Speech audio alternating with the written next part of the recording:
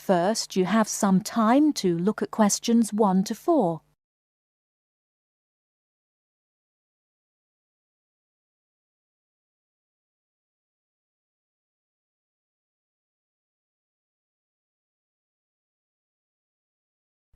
Now we shall begin. You should answer the questions as you listen, because you will not hear the recording a second time. Listen carefully and answer questions 1 to 4. Global Bicycle Tours, may I help you? Yes, thank you. I'd like to sign up for a bicycle tour. Which tour were you interested in? We have the River Valley Tour coming up in June and the Mountain Tour in July. The River Valley tour is in June. I thought it was in May. It actually takes place the first week of June. Oh, I see.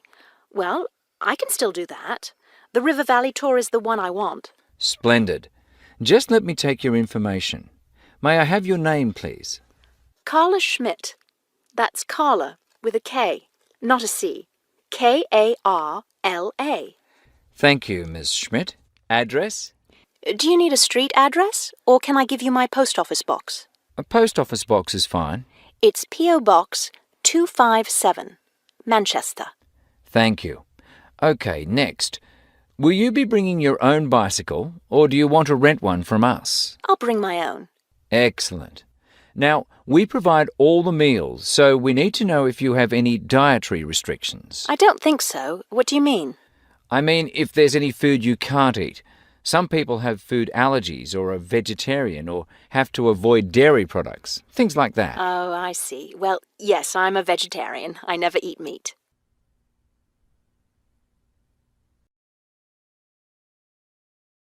Before you hear the rest of the conversation, you have some time to look at questions 5 to 10.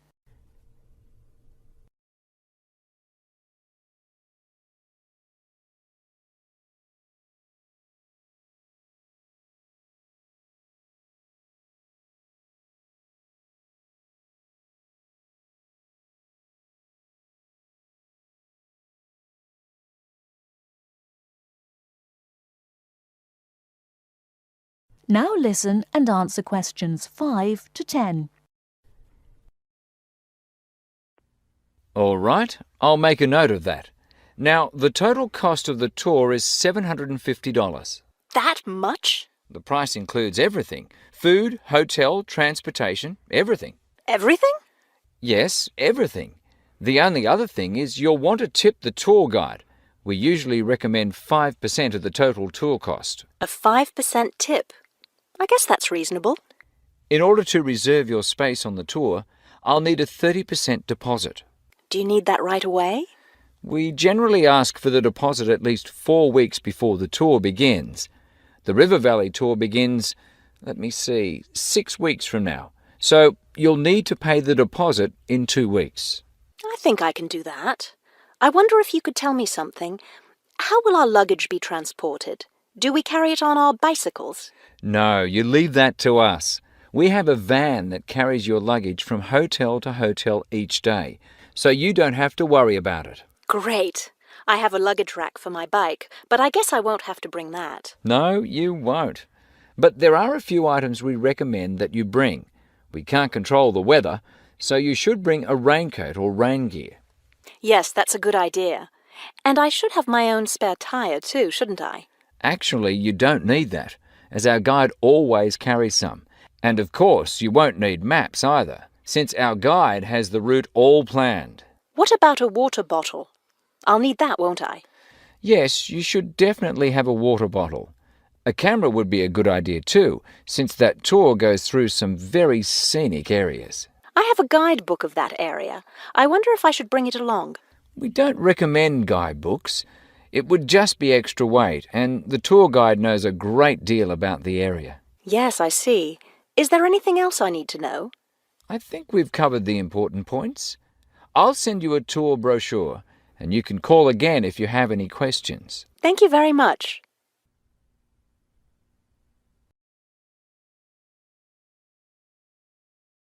That is the end of part 1.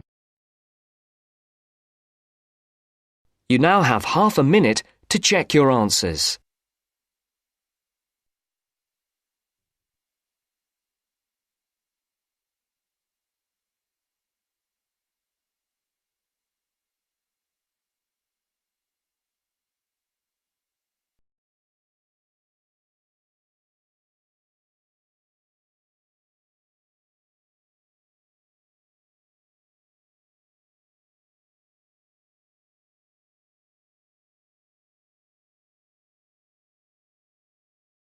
Now turns to Part 2.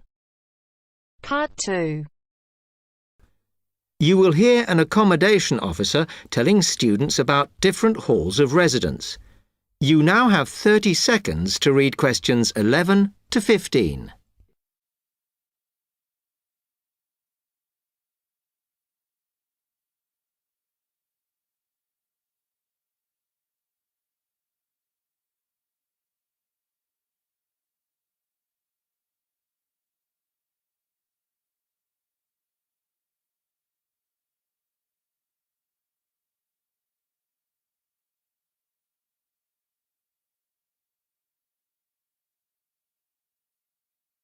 Good afternoon, and welcome to Stanton University.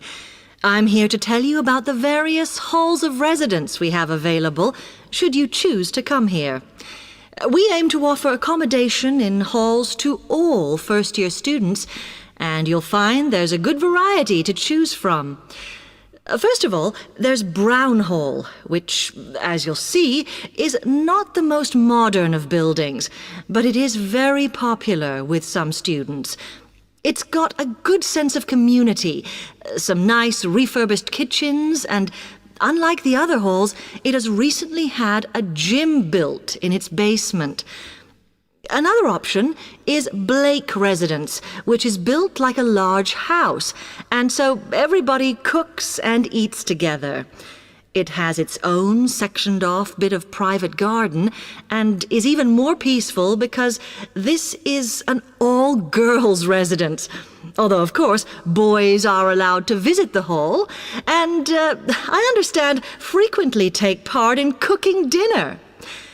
The largest hall we have is Queen's Building, and this has been upgraded recently. The original parking area has been built on so that the hall now has a large common room, and each bedroom now has its own shower room, which many students regard as a real bonus. A further option is the Parkway Flats, which won an award for design in its day. And this building now has a preservation order on it. This has meant that only a limited amount could be done to upgrade it, and the surrounding area is important, so parking is not permitted around the flats. However, the flats do have many extra facilities, such as a special computer room, a small library, and a self-service restaurant. The cost of breakfast, lunch, and dinner is covered in the fees for this hall, so it does look a bit more expensive. The last residence we can offer you is Temple Rise, which again is slightly more expensive than other halls as the rooms are larger. This has got very lovely views across to the coast, and this more than compensates for the fact that bathrooms here are shared between 6 students. However, the hall has domestic staff who clean the rooms once a week, so this is perhaps an attractive option for the messier amongst you. You now have 30 seconds to read questions 16 to 20.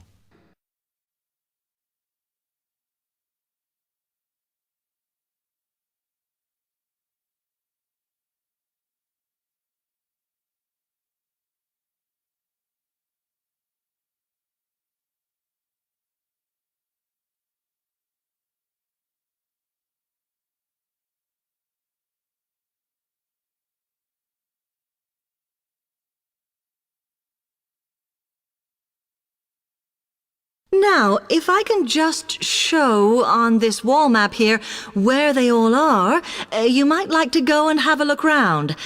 If you come into the main university entrance, at the first junction, you'll find that Brown Hall is on the corner opposite the theatre.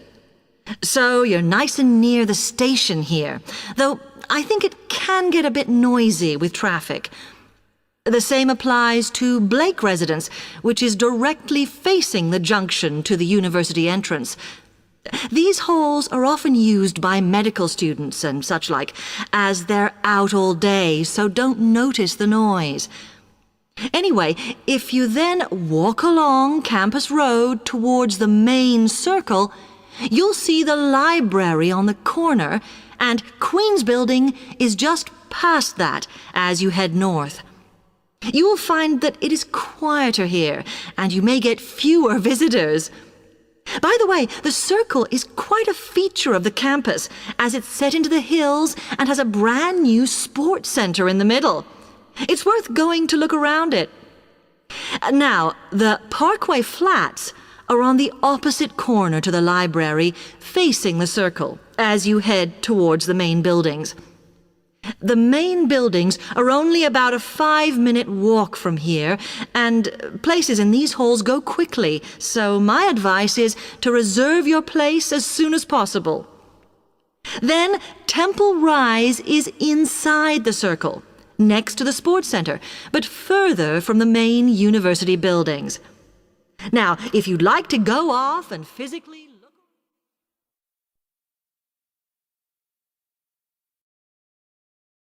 That is the end of part 2. You now have half a minute to check your answers.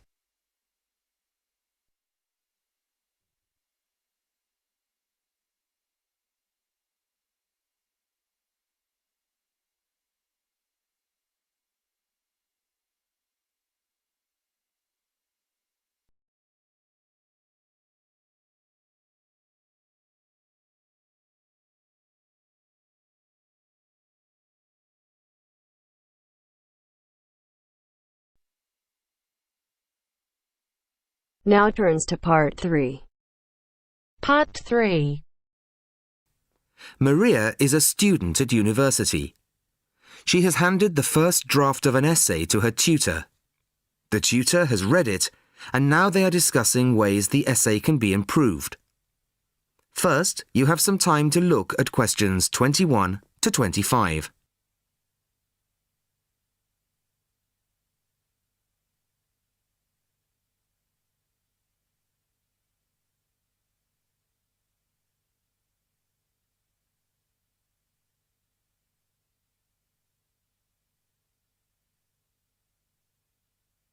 Listen carefully to the first part of the conversation and answer questions 21 to 25.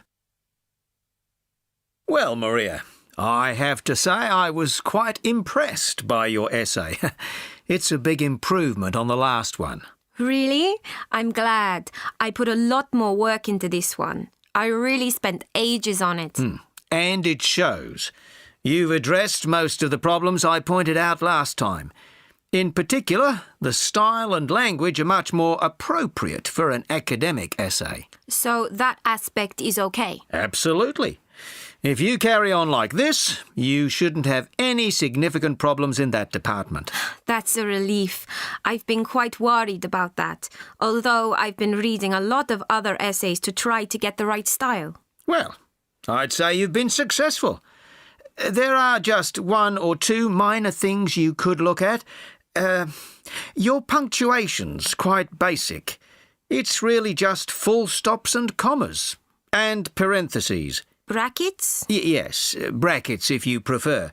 In academic writing, these are best used only occasionally, if at all.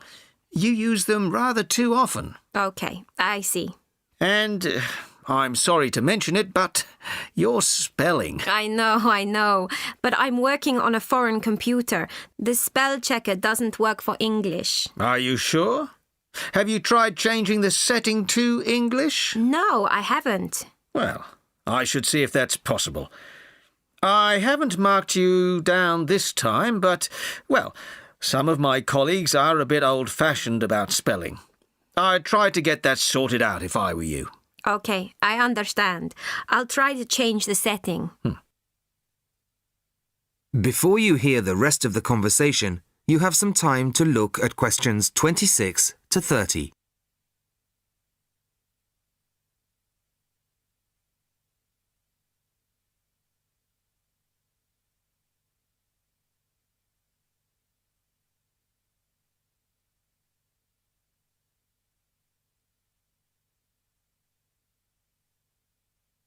Now listen and answer questions 26 to 30. The only major problem I have with the content of your essay is the introduction. The introduction should, well, introduce the theme of the essay. You've put some of the most important points there. For example, this bit.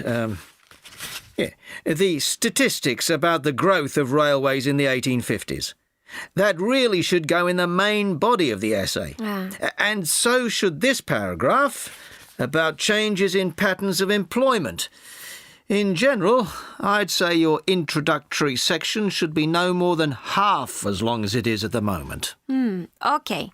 And I should move those points forward? Precisely.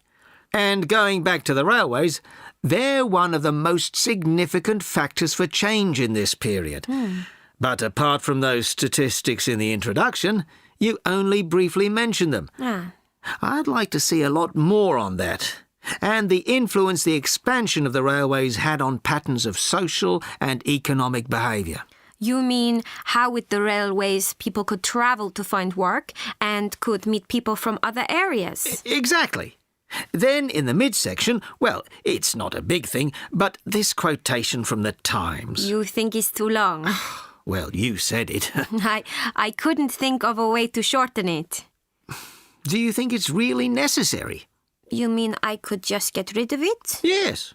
You've already made the point and backed it up with other evidence. The quotation's redundant, really. Okay, well, that'll be easy. There were various other minor points, which I've noted in the margins. You can look at those later. But moving forward to the end here, I wasn't quite sure what this meant. The final paragraph? Yes. Are you saying that, on the whole, the changes of the mid-19th century tended to improve the lives of ordinary people or not? It's not very clear. It's not? No, it isn't. I'd add a few lines clarifying your position. Okay. When do you want the final draft? No, the end of term will be fine. But there was just one other thing, the bibliography. Did you really read all these books? No. Just the books you actually consulted will be fine. You don't need to include everything ever published on the subject. Right, okay. Thanks. Bye. Goodbye.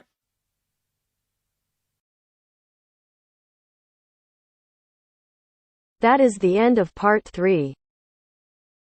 You now have half a minute to check your answers.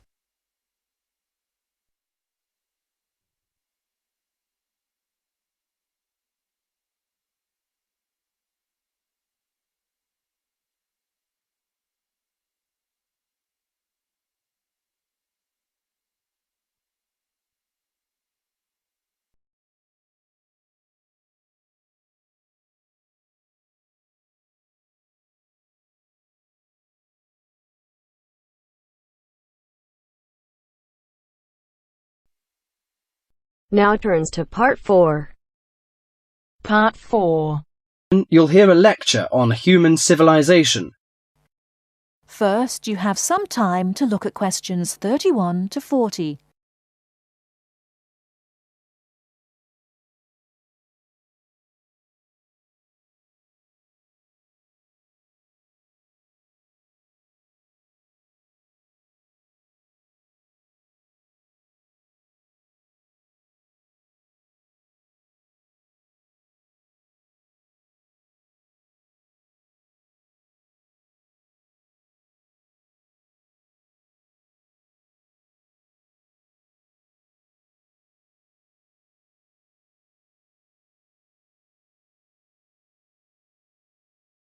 Now listen carefully and answer questions 31 to 40. Today in our History Series lectures, Professor Smith is going to introduce the history of human civilization. Welcome, Professor Smith. Good afternoon, ladies and gentlemen. Do you know when human civilization originated? And what's the development of human language? Well, the first 2 stages in the development of civilized man were probably the invention of primitive weapons and the discovery of fire. though nobody knows exactly when he acquired the use of the latter. The origin of language is also obscure. No doubt it began very gradually. Animals have a few cries that serve as signals, but even the highest apes have not been found able to pronounce words, even with the most intensive professional instruction. Apparently, a necessity for the mastering of speech is the superior brain of man. When man became sufficiently intelligent, we must suppose that he gradually increased the number of cries for different purposes. It was a great day when he discovered that speech could be used for narrative. There are those who think that in this respect, picture language preceded oral language. A man could draw a picture on the wall of his cave to show in which direction he had gone, or what prey he hoped to catch. Probably picture language and oral language developed side by side. I'm inclined to think that language has been the most important single factor in the development of man. Two important stages came not so long before the dawn of written history. The first was the domestication of animals. The second was agriculture. Agriculture was a step in human progress to which, subsequently, there was nothing comparable until our own machine age. Agriculture made possible an immense increase in the number of the human species in the regions where it could be successfully practiced. These were, at first, only those in which nature fertilized the soil after each harvest. Agriculture met with violent resistance from the pastoral nomads, but the agricultural way of life prevailed in the end because of the physical comforts it provided. Another fundamental technical advance was writing, which, like spoken language, developed out of pictures, but as soon as it had reached a certain stage, it was possible to keep records and transmit information to people who were not present when the information was given. These inventions and discoveries, fire, speech, weapons, domestic animals, agriculture, and writing, made the existence of civilized communities possible. From about 3000 BC until the Industrial Revolution, less than 200 years ago, there was no technical advance comparable to these. During this long period, man had enough time to become accustomed to his technique and to develop the beliefs and political organizations to appropriate it. There was, of course, an immense extension in the area of civilized life. At first it had been confined to the Nile, the Euphrates, the Tigris, and the Indus, but at the end of the period in question it covered much the greater part of the livable globe. I do not mean to suggest that there was no technical progress during this long time. There was progress. There were even two inventions of great importance, namely gunpowder and the mariner's compass, but neither of these can be compared in their revolutionary power to such things as speech and writing and agriculture. That is the end of part 4. You now have half a minute to check your answers.